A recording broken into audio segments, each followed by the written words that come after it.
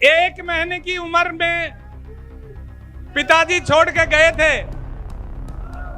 और 27 साल की विधवा मां के साथ 15 साल की उम्र में हल चलाना खेत में शुरू किया था और वहां से यात्रा शुरू करके इस जगह तक मैं पहुंचा हूं। हमारे समाज का हर प्रबुद्ध आदमी, गांव की चौपाल में बैठने वाला, हुक्के पे बैठने वाला आदमी भी, आप सबको एक राजनीति में इतनी दिलचस्पी है कि हर वक्त राजनीति की चर्चाएं करते रहते हैं। और मैं तो कई बार दरी पे बैठने जाता हूं तो जाते ही कहेंगे डॉक्टर साहब आपकी बड़ी लंबी उम्र है, आपका जिक्र कर रहे थे। तो मैं कहता हूं राजनीति के अलावा भी कोई बात देख लिया करो, सारे दिन राजनीति डिस्कस करते रहते हो।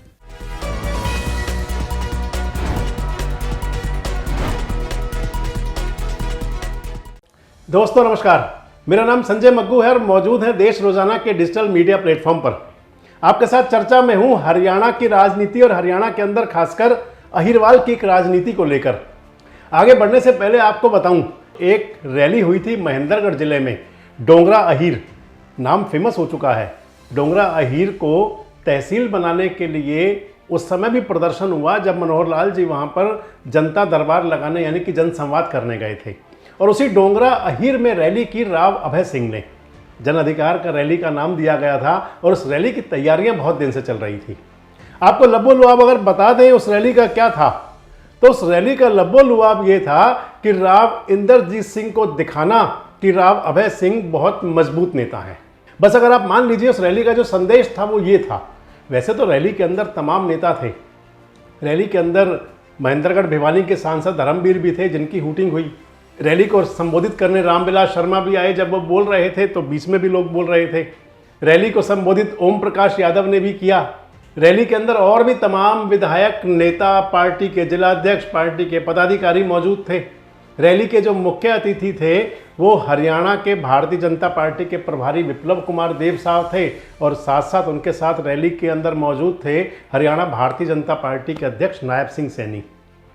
उस रैली को संबोधित करते हुए जब रैली में बोले राव अभय सिंह, आपको पहले किसी परिचय का मोहताज तो नहीं है, लेकिन फिर भी आपको बता दें कि हरियाणा के सेवानिवृत्त IAS अधिकारी हैं। VRS लिया था, VRS ले करके और राजनीति में आए। पहले उनकी चर्चाएं हुआ करती थी वो इंडियन नेशनल लोकदल से राजनीति कर सकते हैं, लेकिन जब 2014 जब नज़दीक आया तो माहौल कुछ ऐसा बन गया कि जैसे भारतीय जनता पार्टी का प्रदेश के अंदर माहौल बन रहा है, मोदी लहर चल पड़ी थी। राव अभय सिंह भाजपा में शामिल हुए। राव अभय सिंह भाजपा के अंदर शामिल हुए। भाजपा ने उनको टिकट दिया तो विधायक बने। विधायक बन करके बहुत नज़दीक हो गए मुख्यमंत्री मनोहर लाल के। और मुख्यमंत्री मनोहर लाल के नज़दीक होते होते 2019 का चुनाव आ गया। 2019 में उनको फिर टिकट मिला। 2019 में जब सरकार बनी तो सूत्र बताते हैं कि राव अभय सिंह को मंत्री बनाना चाहते थे मनोहर लाल, लेकिन बीच में अड़ गए राव इंद्रजीत सिंह। राव अभय सिंह मंत्री तो बन नहीं पाए, लेकिन एक लोकसभा की तैयारी में है। आप राव अभय सिंह का वो भाषण सुनिए, पहले वाले अंश सुनाते हैं जिसके अंदर वो कह रहे हैं कि भाजपा ने उनको क्या क्या दिया। 2014, भाई थोड़ा चुप करो ना रहने बीच में। 2014 में पहली बार नौकरी छोड़कर आपके पास आया था और आते ही दिल में कुछ अरमान थे। भारतीय जनता पार्टी का मैं ऋणी रहूंगा हमेशा कि मुझे उन्होंने नौकरी से आते ही टिकट दिया और टिकट देकर पूरे 9 साल काम करने का मौका दिया।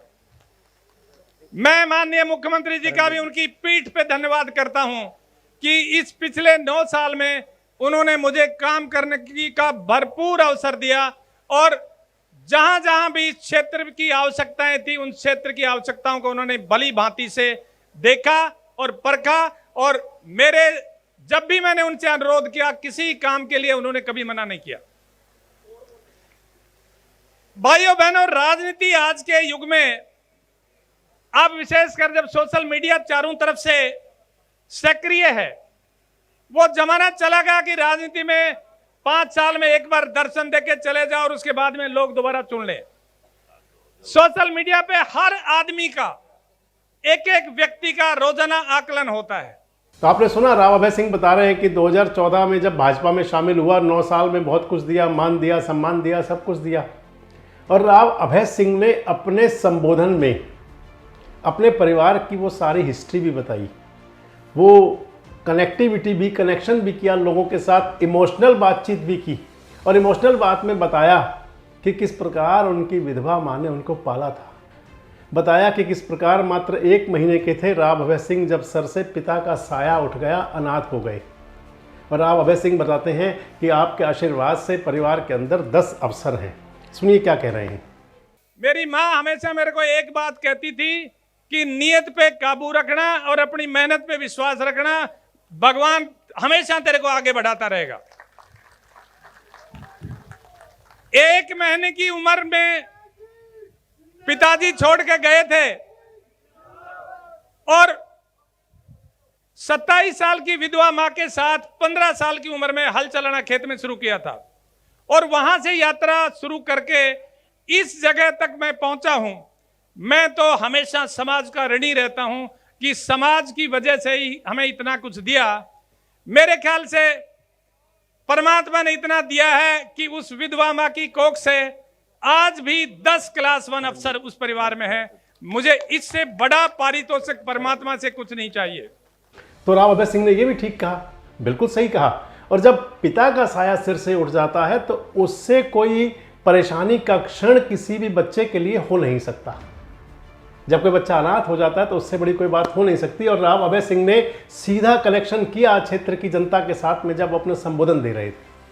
कह रहे थे कि पिता का साया सिर से उठ गया और आप लोगों ने संभाला, 2 बार विधायक बना दिया। और इसके साथ साथ राव अभय सिंह ने जो कहा कि 10 लोग उनके परिवार के IAS हैं, बड़े अधिकारी हैं, तो वाकई उनके भतीजे यशपाल यादव आजकल पलवल के DC रहे हैं, फरीदाबाद के DC रहे हैं, गुड़गांव नगर निगम के कमिश्नर रहे हैं, आजकल ULB डिपार्टमेंट के अंदर डायरेक्टर हैं।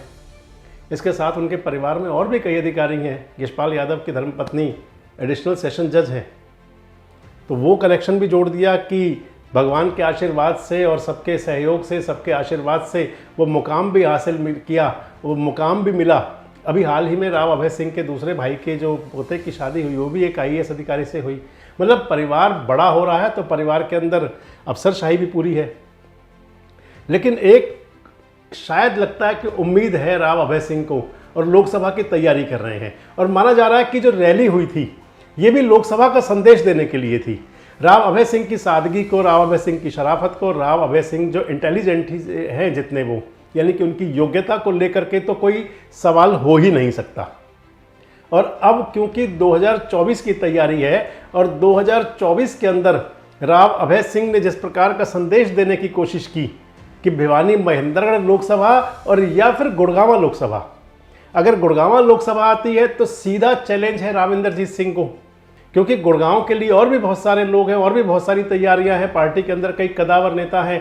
राव भूपेंद्र सिंह का नाम कभी कभी चलता रहा है, कभी वहाँ पर नाम चलता रहा है सुधा यादव का। तो इसलिए सीधे ना देते हुए भिवानी महेंद्रगढ़ की भी तैयारी है। और अगर भिवानी महेंद्रगढ़ की तैयारी करते हैं तो भी मान लीजिए कि एक चैलेंज राव इंद्रजीत के लिए है, वो परोक्ष चैलेंज है।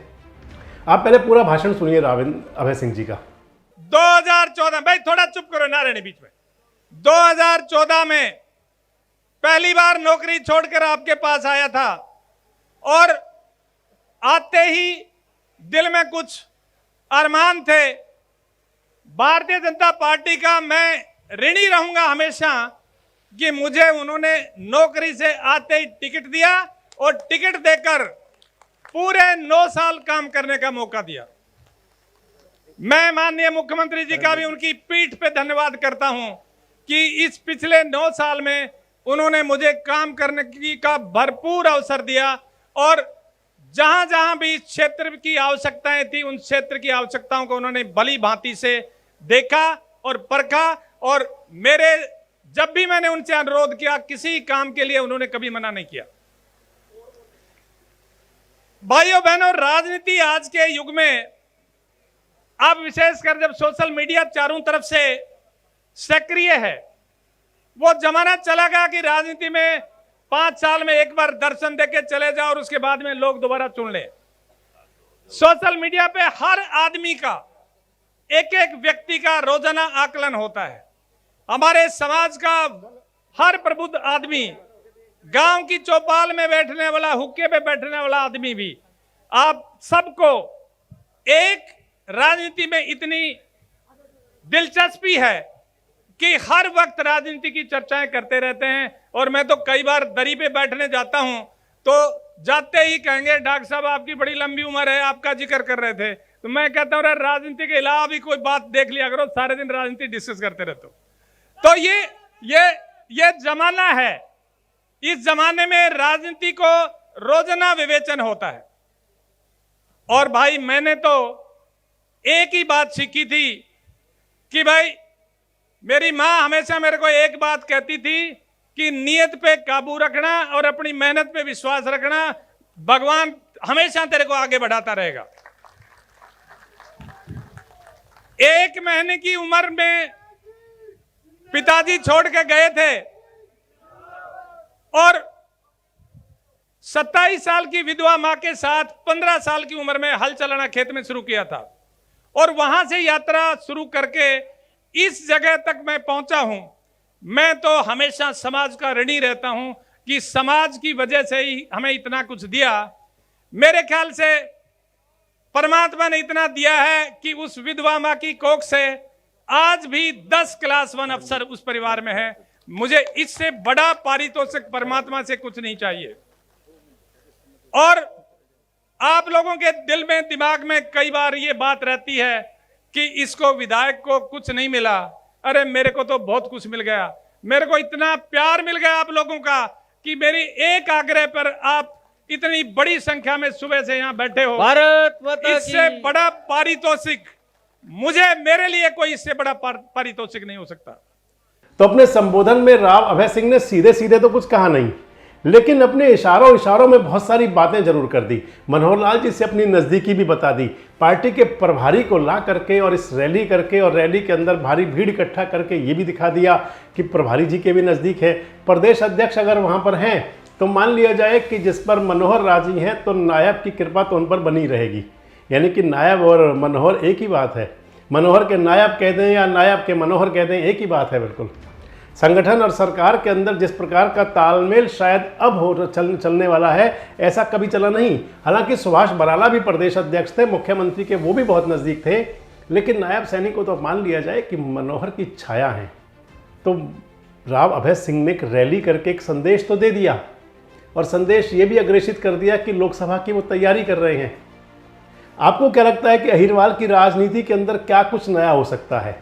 अहिरवाल की वो भूमि जो कि अपने आप में एक संदेश देने में हमेशा आगे रही है, अहिरवाल की वो धरती जो लड़ाकों की और रणमाकुरों की धरती भी है, अहिरवाल की उस धरती से क्या राव अभय सिंह के लिए क्या कोई नया संदेश अभय सिंह देंगे या अहिरवाल की धरती राव अभय सिंह के लिए कोई नया संदेश, नया पैगाम लेकर के आएगी? आपको क्या लगता है कि राव अभय सिंह क्या लोकसभा के लिए भिवानी महेंद्रगढ़ के प्रत्याशी हो सकते हैं? आपको क्या लगता है कि अगर राव अभय सिंह भिवानी महेंद्रगढ़ के प्रत्याशी होते हैं तो उस स्थिति में कांग्रेस और भाजपा का मुकाबला कैसा हो सकता है? और क्या आपको लगता है कि 2 बार के सांसद चौधरी धर्मवीर सिंह को नेगलेक्ट करके या उनको साइडलाइन करके राव अभय सिंह पर भारतीय जनता पार्टी अपना दाव खेल सकती है? कमेंट्स बॉक्स में आके इन सभी सवालों के जवाबों पर अपनी प्रतिक्रिया जरूर दें और इस प्रकार के वीडियोस के लिए हमारे साथ जुड़े रहें, देखते रहें देश रोजाना।